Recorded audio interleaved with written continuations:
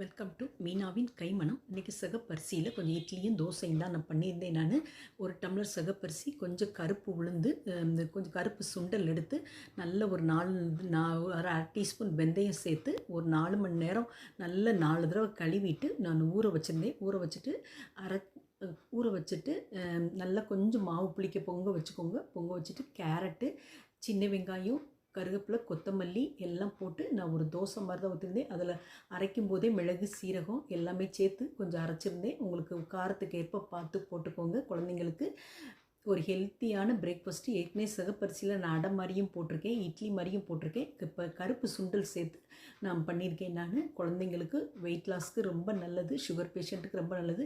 கூட பொரிகடலையும் மல்லி, கொத்தமல்லி, கருவேப்பிலை மட்டும் போட்டு தேங்காய் போடாமல் கொஞ்சம் துவையல் சட்னி மாதிரி தான் இன்றைக்கி அரைச்சிருந்தேன்.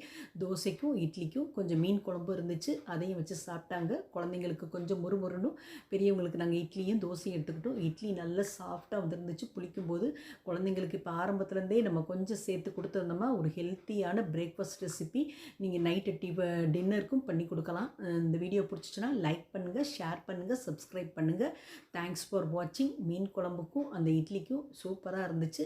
ஒரு தடவை ட்ரை பண்ணி பாருங்கள். கருப்பு உளுந்து எல்லாம் சேர்த்தும் போது நம்மளுக்கு ஒரு ஹெல்த்தியானதும் கூட சுண்டலும் சேர்த்துருந்தேன். Thanks for